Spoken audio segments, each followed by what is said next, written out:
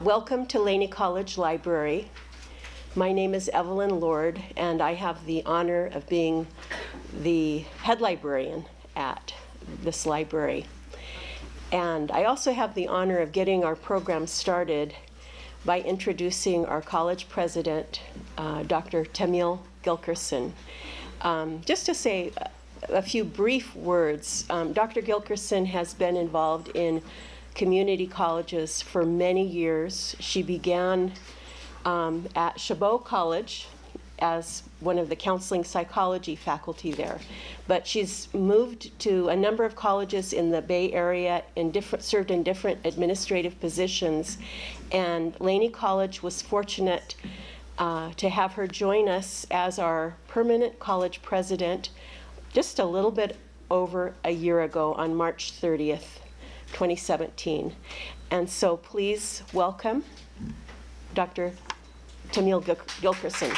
Good morning, everyone. I really want to welcome you all to this incredible morning and opportunity to celebrate women's herstory and the history of Chinese American women. And I'm so excited and thrilled to be here. But my first honor really is to introduce you to a wonderful guest and an incredible supporter of our work, both here in the city of Oakland and for community colleges, which is Mayor Libby Schaaf.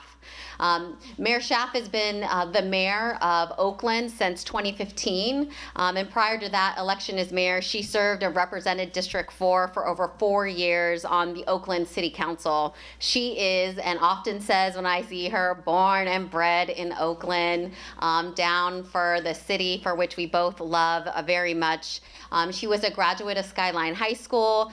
She holds a bachelor's degree in political science from Rollins College and a JD from Loyola Law School in Los Angeles.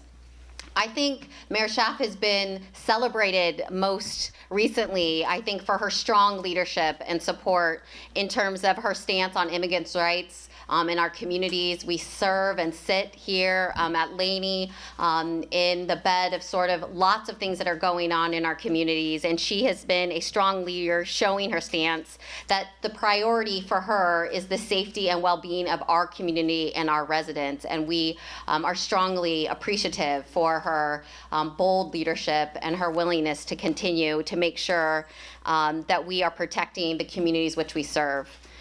She's given major expansion to what's happening in Oakland, the burgeoning of Oakland in many ways, but has a very important context for the long history that is here in Oakland and making sure that we balance those things as we continue to grow. And she has prioritized affordable housing and the expansion to tech companies in our areas. And I could go on and on about sharing about her illustrious history, but we want to hear her speak instead, so I'm pleased to welcome Mayor Libby Schaaf.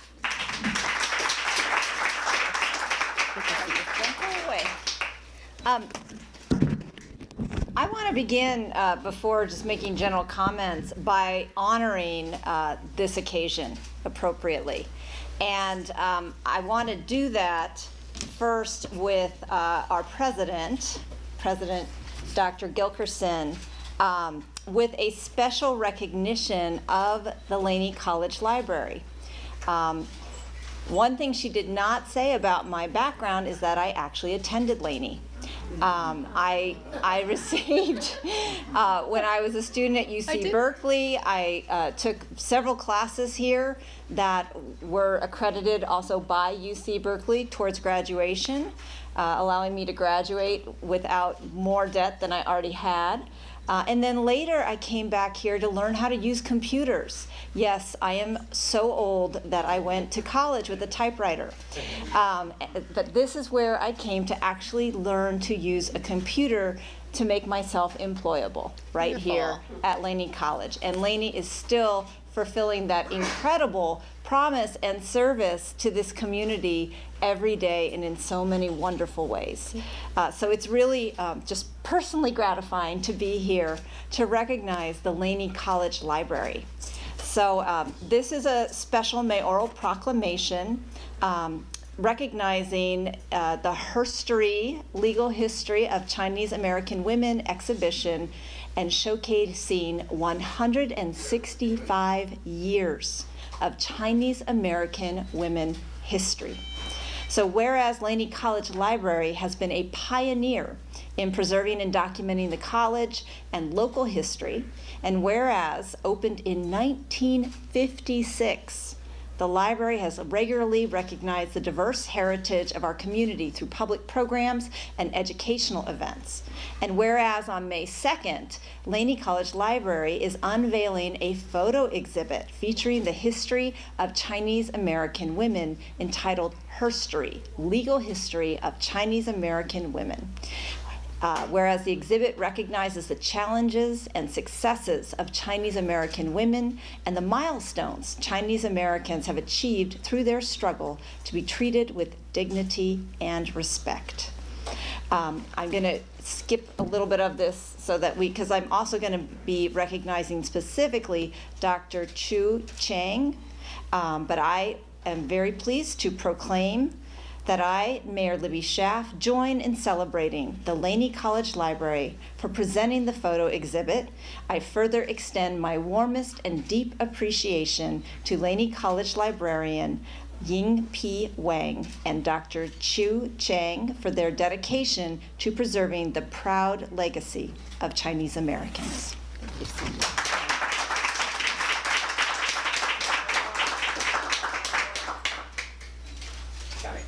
Thank you.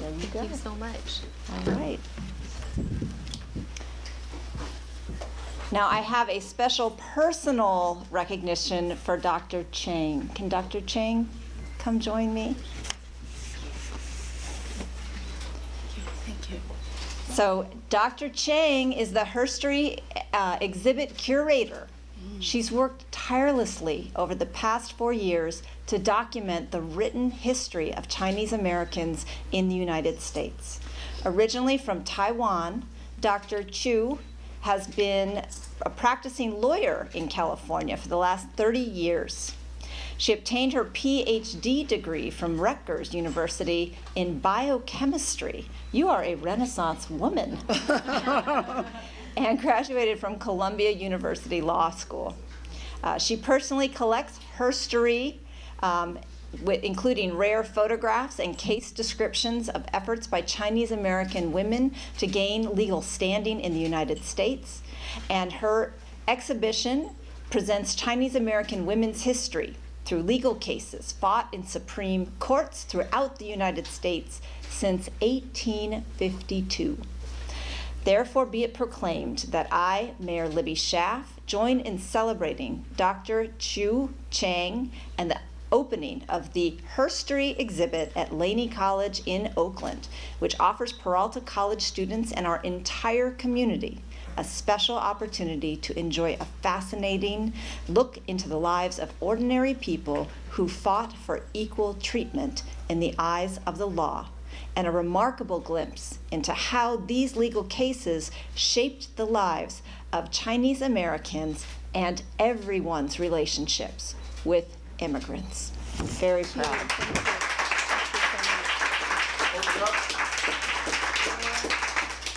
Hold it up, baby. All right. Thank you. Yeah, right here? Take one for me, Jeff. Over here? Yeah, right here? All right, we didn't tilt a little for that. Thank you. I like your blue pants too, sis. Thank you so much. All right. So I was invited to share a few words on this auspicious occasion, and I also want to recognize the Consul General here. That is an incredible honor to have you here, as well as our public defender from across the bay. Welcome to Oakland. Isn't the weather nice here? It's so nice and sunny. You should think about staying. It's very nice. But the best thing about Oakland, what really makes it sunny and warm, is the fact that this community is very clear about its values. and that we as a community value our diversity. We value the people in this community, no matter where they came from or how they got here. And we know that what makes our community great is its diversity, is the fact that we welcome and honor every type of person, no matter your nationality, your race, your orientation, your preferences. This is a city that lifts up everyone. I have had a very strange couple of months. Can I just be honest with you? In fact, I was introduced at the last event that I came from as someone who's on a first-name basis with the president. I cannot tell you, in this kind of interesting journey that I've been in for the last couple of months, just how lucky we are to live in a community that has such strong, good values. Hear, hear. Hear, hear. I can tell you the rest of the world is a pretty scary place. Or I should say that we now have a national dialogue, a national atmosphere that is saying that it's okay to be hateful, that's saying it's okay to be divisive. And I could not be more proud than to represent a community that is exactly the opposite, and that is willing to stand up and take risks to really live our values. This exhibit today is so Oakland. It's Oakland in that it exemplifies our belief in the importance of human dignity, the value of diversity, but the fact that the fight is far from over. I'm so appreciative that Laney College is a place that is producing informed citizenry. And again, I say citizenry, not the technical legal status of citizens, which right now I think that system is problematic. Citizenry in that I'm talking about people who are informed and willing to make changes so that we can live in the kind of community that we can be proud of. So I know that Laney has always done that. This is where the Black Panthers were born. You are continuing to lead the way, not just in making this community a good place, but not stopping until the whole world has gotten there. I don't want to take, you guys gave me like half an hour to talk. I don't want to take half an hour. I hope we can finish a little early so I get a chance to actually come and enjoy the exhibit. This history is so important. If we don't know where we've been, we're not going to be able to get to where we want to go. So with that, I just express my deep gratitude for bringing this history to light, because it is part of us forging our path forward, and for including me in this incredible day today. Thank you.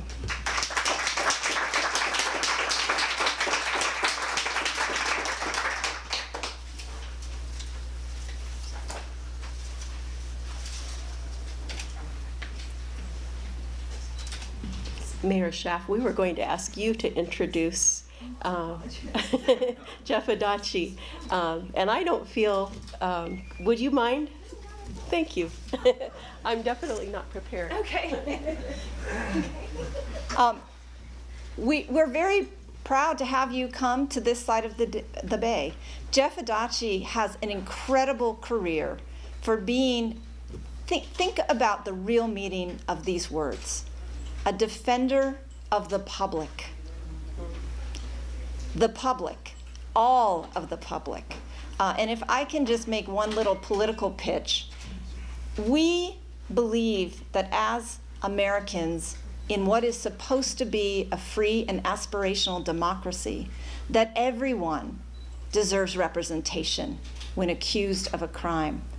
One of the things that I deeply believe in is that before we deport people who have come to our country, they too deserve representation in pleading their case for why they deserve to remain in this country. So universal representation in deportation hearings is a conversation that I believe we all are going to be taking up over these next few years. Again, someone whose actual track record and history of accomplishments speaks for itself, the San Francisco Public Defender, Jeff Adachi. Thank you so much. I'm excited to be here. I love Oakland. I was just here eating at the Southern, the best soul food on MacArthur earlier this week. And of course, I'm a huge fan of Mayor Schaaf. And you know, she was the one politician who did the right thing when we needed it. And you know, it's hard because you're always going to be weighing the risk of doing what you did. But it was something that absolutely needed to be done, and it was an action that was heard around the world. And let people know that there is a champion in Libby Schaaf. So thank you so much for standing up for all of us.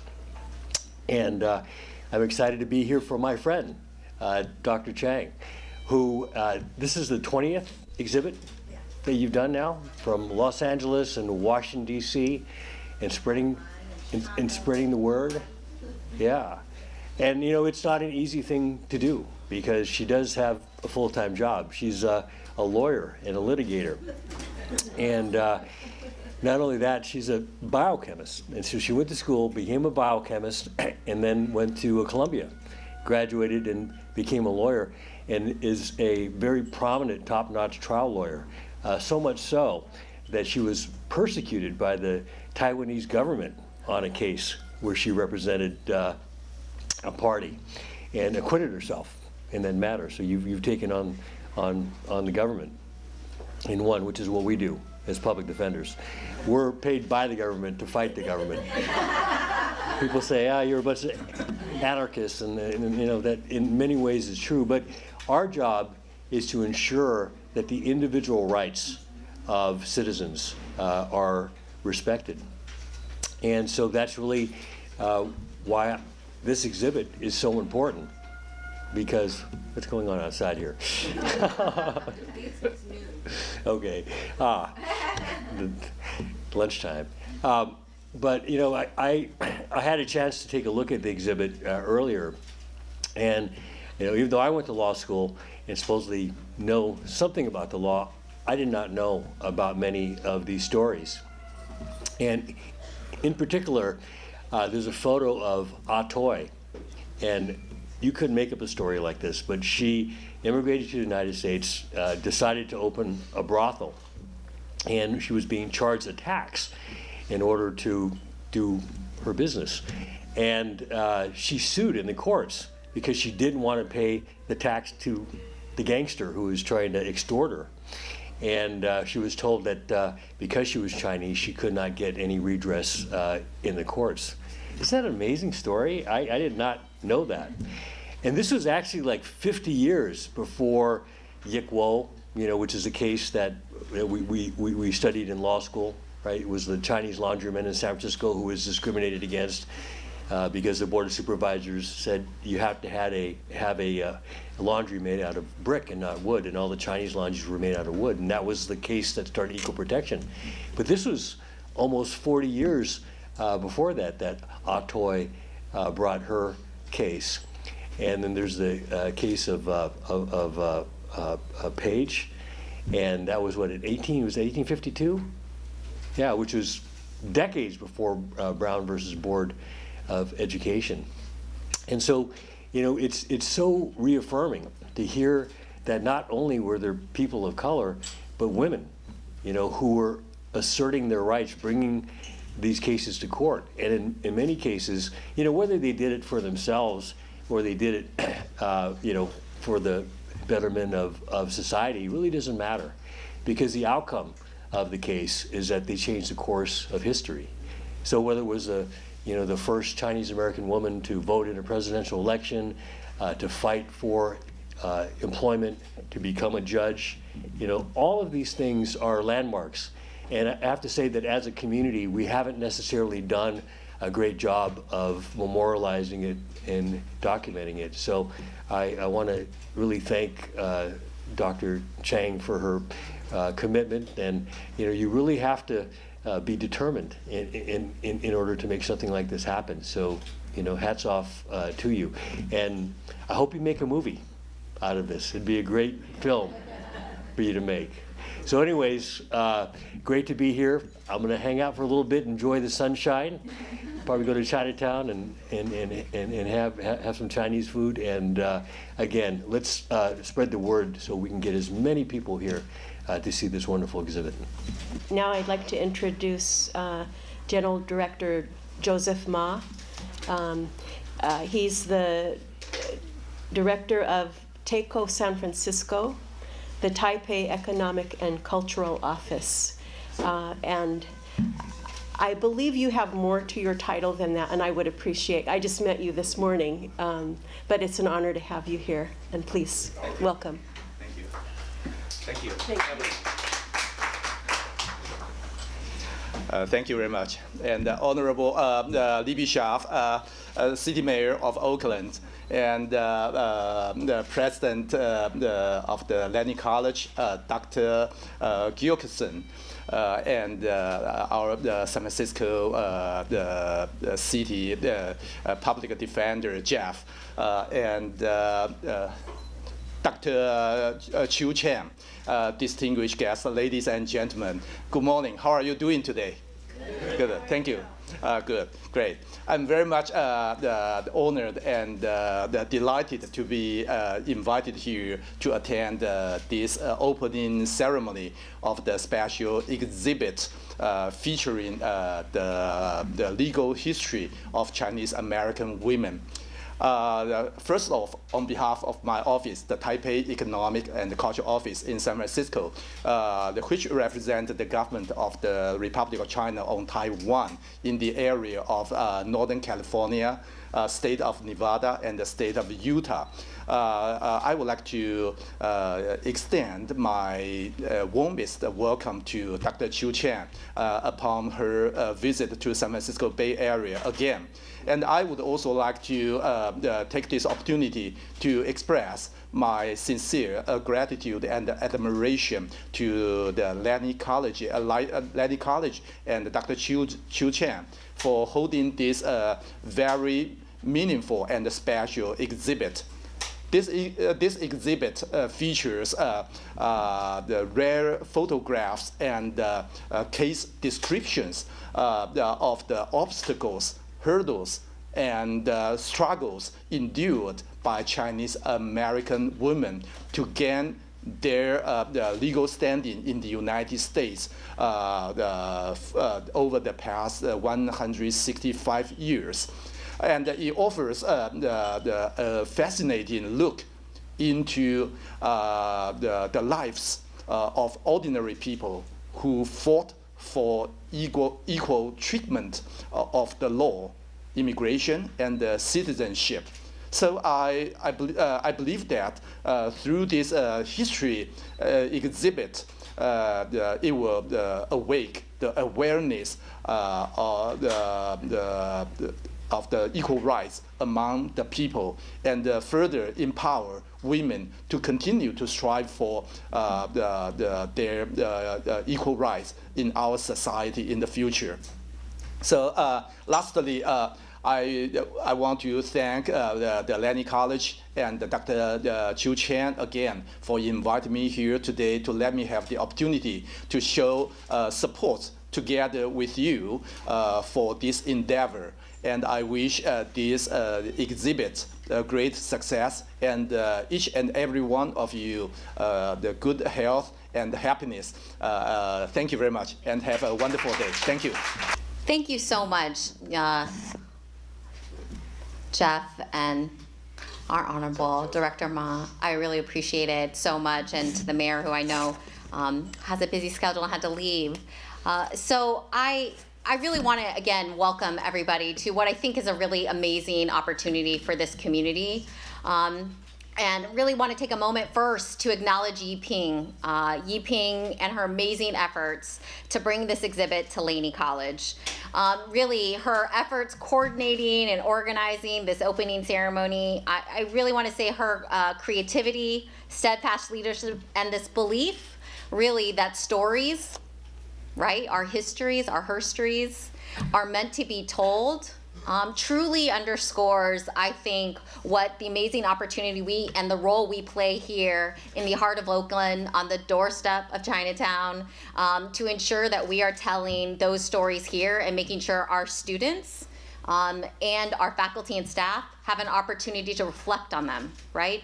Growth is a part of reflection, and history is built on those pieces. This look at Chinese American history through the legal cases fought in the United States, through the generosity and tenacity of Dr. Chu Chang, is an amazing gift. Documenting the struggle of these women who fought for equal treatment in the eyes of the law, for citizenship, immigration rights, and the rights to an equal public education inspires me, and reminds me of what great capacity people have despite what is said or believed about them. Immoral, over-sexualized, prostitutes, laborers, the list goes on and sadly still exists today. In 1882, we had a president who signed the Chinese Exclusion Act, the first law implemented to prevent specific ethnic groups from immigrating to the United States. And today, as was spoken earlier, we see a similar history, and I'll say history at this point, repeating itself. While I can be frustrated by the civic, social, and economic climate that is prevalent today, words of another important American revolutionary, Grace Lee Boggs, who believed that our evolution is not linear, sits with me as I think about talking to you today. Grace Lee Boggs was one of the nation's oldest human rights activists who waged war of inspiration for civil rights, labor, feminism, and environment, and other causes for over 7 decades, with an unflagging faith that revolutionary justice was just around the corner. She was an author and a philosopher who dedicated her life to serving the community, and she died in 2015 at the age of 100 years old. Grace Lee was born above her father's Chinese restaurant in Providence, Rhode Island on June 27, 1915, and her father, Chin Lee, later owned a popular restaurant near Times Square in Manhattan. Although illiterate in English, her mother, she often referenced Yin Lane Lee, was a strong feminist role model for Grace Lee. Grace Lee grew up in Jackson Heights, Queens, a brilliant scholar. She enrolled at 16 at Barnard College, graduated in 1935 with a degree in philosophy, and in 1940 earned a doctorate degree from Bryn Mawr College. So we see the time periods right here. We're talking we're talking years of happening.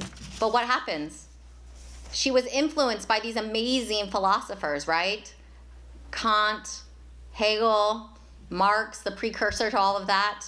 And she resolved to devote her life to change in a nation of inequalities and discrimination against minorities and women. And in 1941, and I thought this was most interesting about Grace Lee, she was discouraged about the prospect. She wanted to teach at a college, right? She was trying to be employed to teach at a college and was discouraged about those prospects. And she ended up becoming a librarian at the University of Chicago. And through that work, we got a lot of organizers in the library. If you haven't been around the Laney Library lately, we got a lot of organizers. But she was soon organizing protests against slumlords and slum housing that was going on in the area. Her odyssey took her from the streets of Chicago as a tenant organizer in the 1940s to arcane academic debates about the nature of communism, from the confrontational tactics of Malcolm X and the Black Power movements to the nonviolent strategies of the Reverend Dr. Martin Luther King Jr.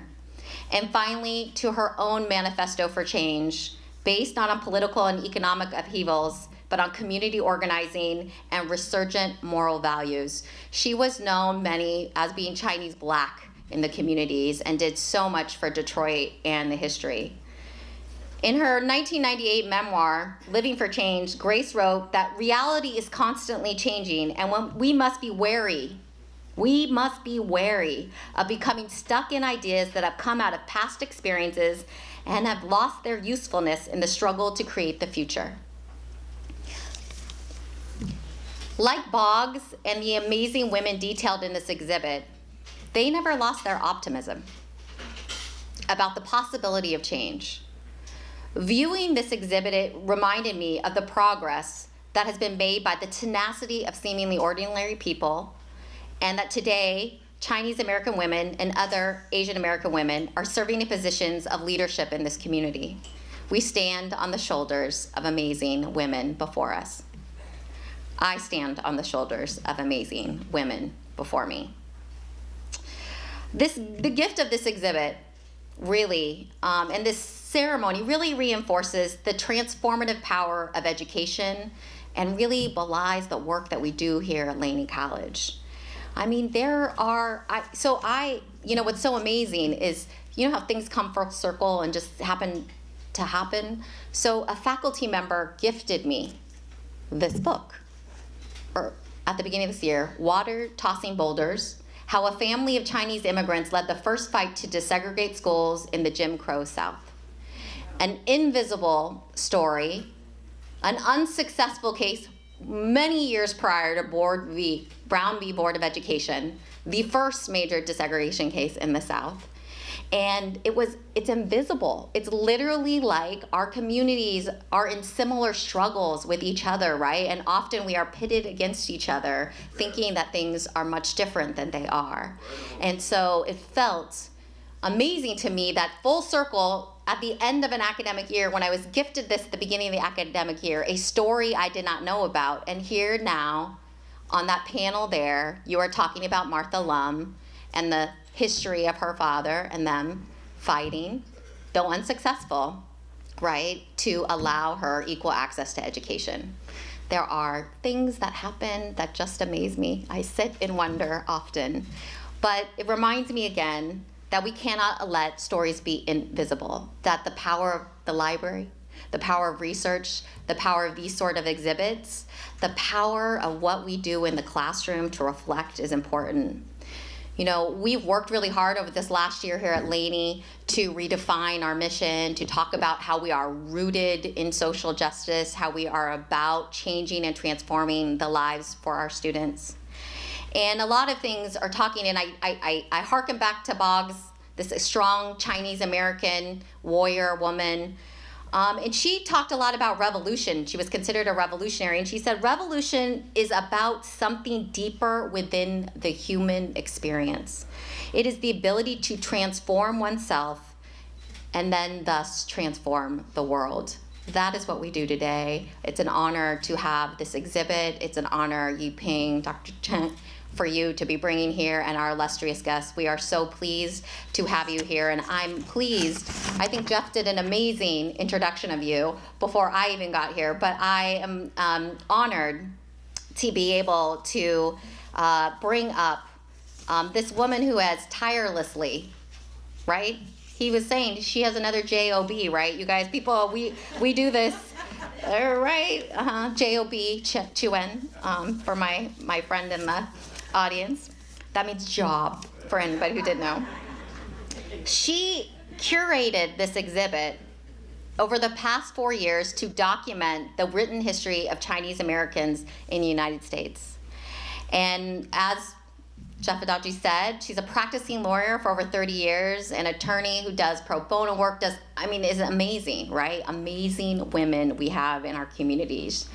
And she has her PhD from Rutgers University in biochemistry, a JD for Columbia University, and she was a senator of Taiwan and a TV show hostess. Man, I gotta work on some stuff. I'm feeling a little, but let me please introduce and welcome Dr. Chu Chang. Thank you. Thank you for being here. Thank you, Jeff. Thank you, Dr. Ma. And thank you, Dean. Thank you, all my friends, including Steve Watkins, Doris Tang, who traveled to San Francisco from here. We are here to celebrate Asian Heritage Month, and for the first 10 days, to celebrate the first arrival of Japanese immigrants to the U.S. in 1834 and the completion of Transcontinental Railroad by Chinese worker in 1869. I'm deeply think that one day I'll be really proud if every day is to celebrate womanhood, being a woman in the US is really not easy, especially if you are minority Chinese women. So talk about discrimination. Oh well. I was just audited by IRS 3 years ago.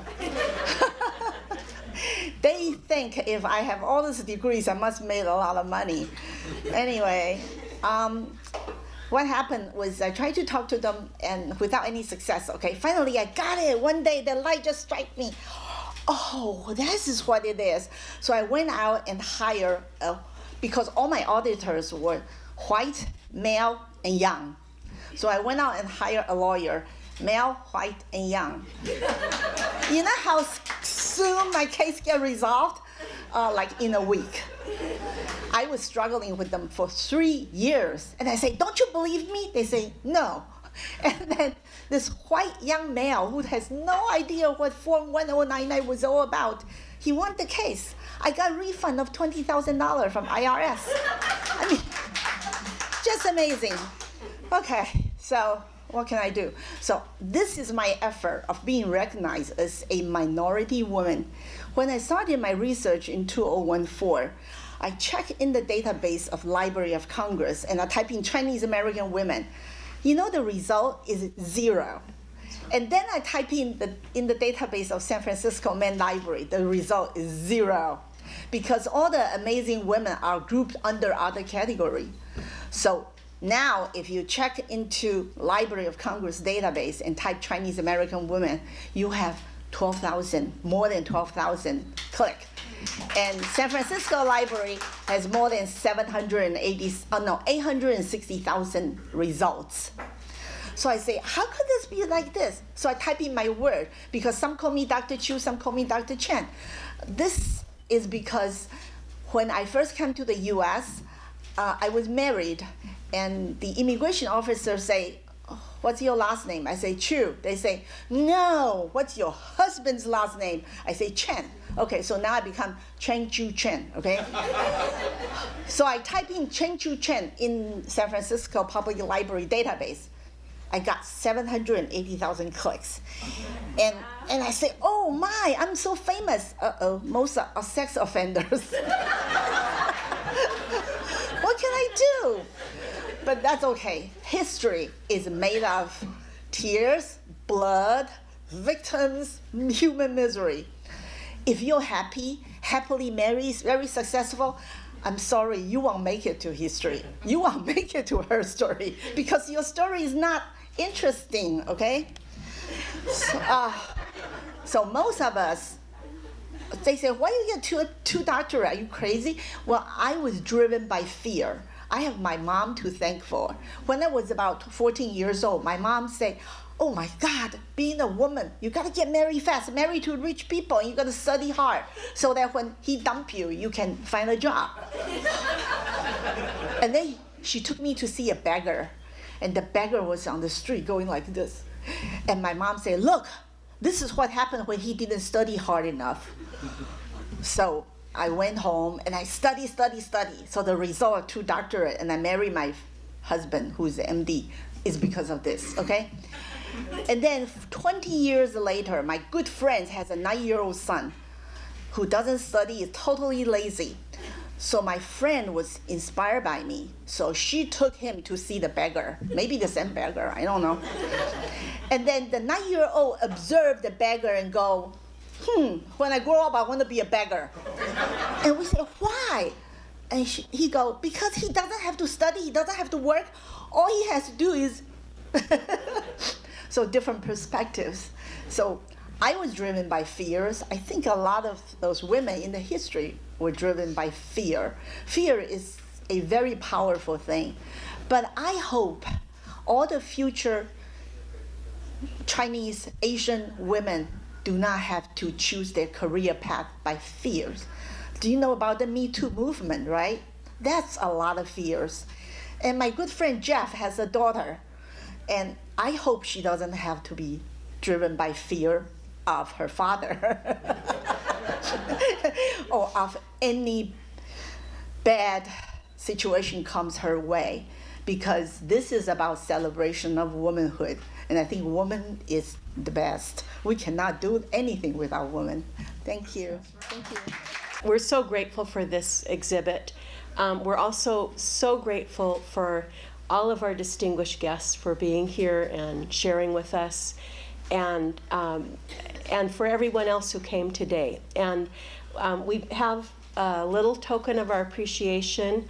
I have in my hand the ones for our speakers, but Lily is in the back with some blue bags, and those are for everybody else here. So please see Lily and get a bag. It's a bag that it says read, and it has it in multiple languages, and I think we can all appreciate that in the library. So thank you again, everyone, for coming. We have some food just down the stairs by the window. And we have this fabulous exhibit, so please take time to see that. And I believe Dr. Chu will be available to share. She's got a lot more that she can tell you about some of those pictures. Thank you, everyone. All right. Well, welcome to the Poetry Month book reading. My name is Matthew Jones. I work at the Office of International Education. I'm a program manager there. Been there for about 9 years now. And I'm here this morning to share two things. The first one is a poem I wrote called Gallows of Grace. The second book I titled From Mushrooms to the Messiah. And I'm going to begin with the reading of Gallows of Grace. I hated him, the judge.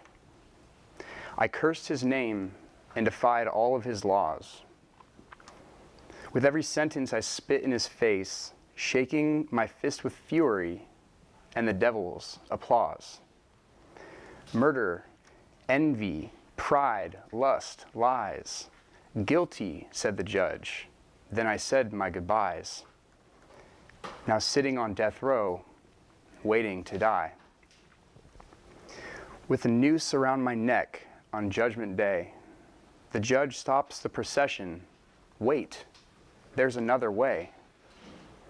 It's true you deserve this, and justice will come. But it's my son who will hang for the crimes you have done. What? I questioned. How can this be? I'm a guilty sinner, and you're setting me free? Free to live and love. Yes, free you will be. Once my son pays the price for your penalty. Jesus grabbed the noose from my neck and placed it around his. Now swinging from the gallows, exchanging my life for this. Saddened, but justice satisfied, the judge looks at me and says, my son died so you could live freely in my kingdom as my kid. Guilty no more, empowered you'll be. A life for a life.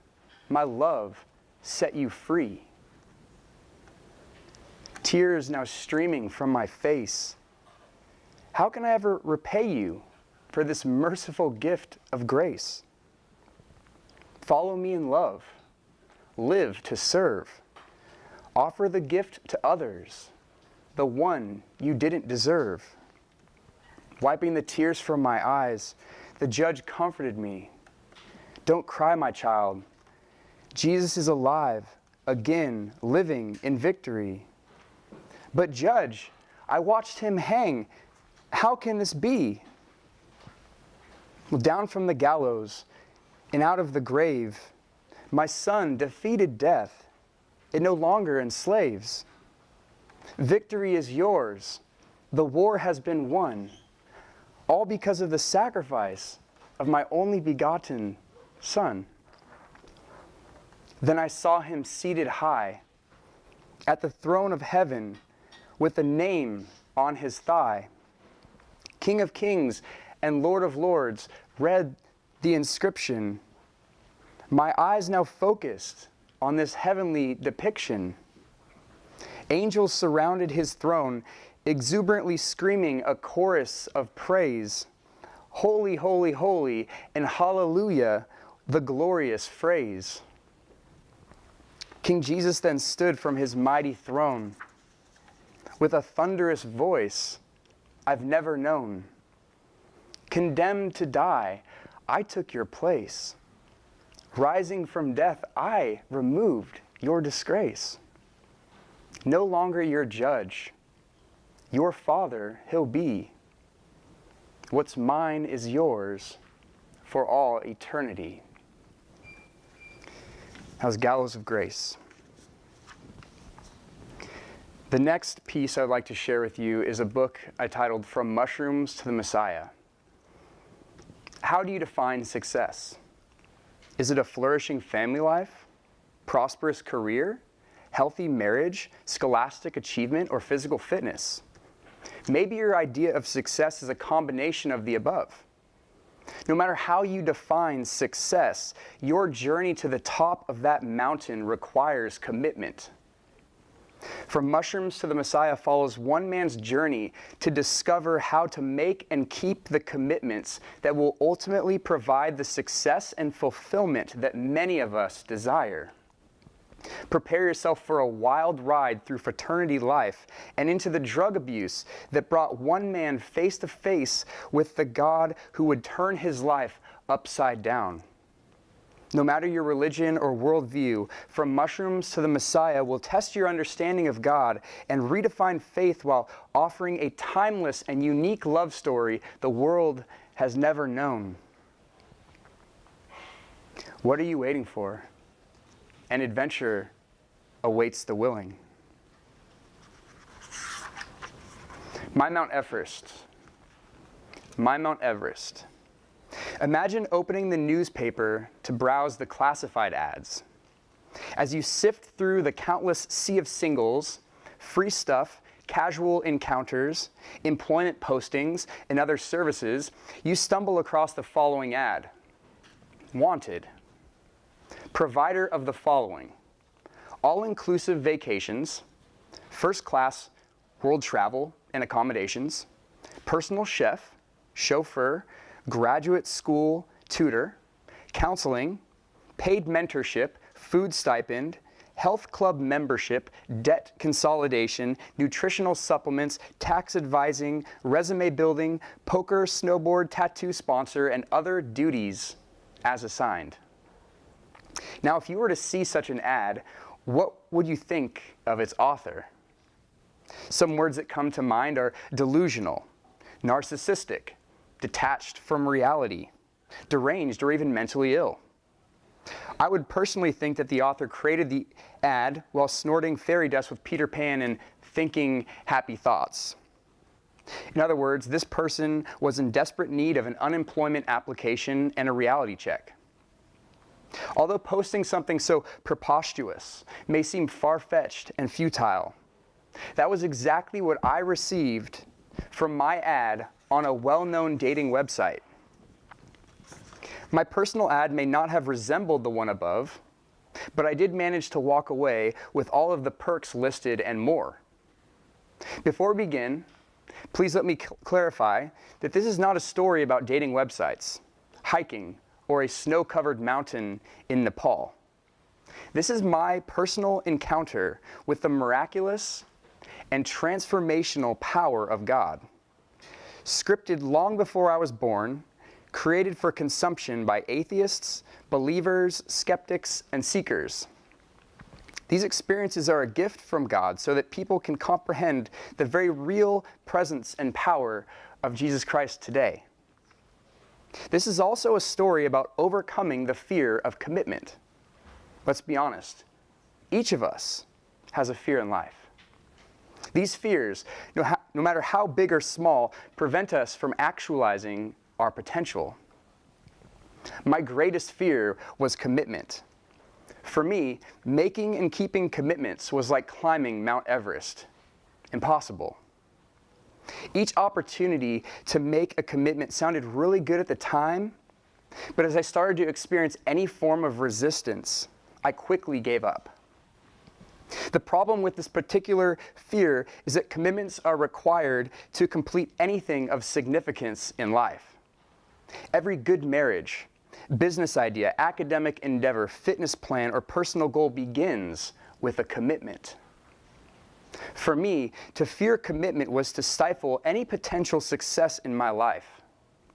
I would be forced to settle for less than God's best because I was unwilling to face the obstacles standing in my way. Unfortunately, my fear was mountainous. My inability to commit left me with a broken trail of relationships, unfulfilled goals, and empty dreams.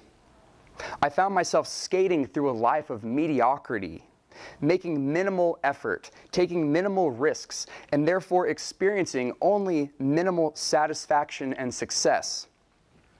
Ultimately, my failure to keep commitments left me feeling insignificant, unaccomplished, and ashamed as a result.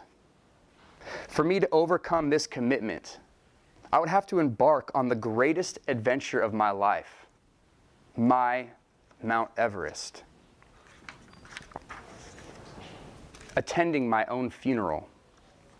Despite growing up in the church, attending Bible studies, getting baptized, and volunteering annually at children's summer camps, I decided in high school that the Christian life was not for me, at least not yet. I remember telling my Christian friends and pastor when I first started to break away from the church that I would follow God again when I was done having fun. Before committing my life fully to Christ, I wanted to experience a spring break in Cancun, join a fraternity, have a one-night stand, smoke pot, and do all the things of which college was made and the Bible forbade. I knew about God, Jesus, and the Bible, but his plan for my life would have never aired on MTV, so it was time for us to part ways.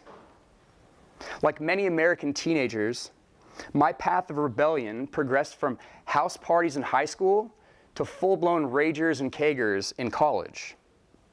MTV would have been proud. I was an athlete on the lacrosse team, shredded like Jersey Shore, and the frattiest of frat boys.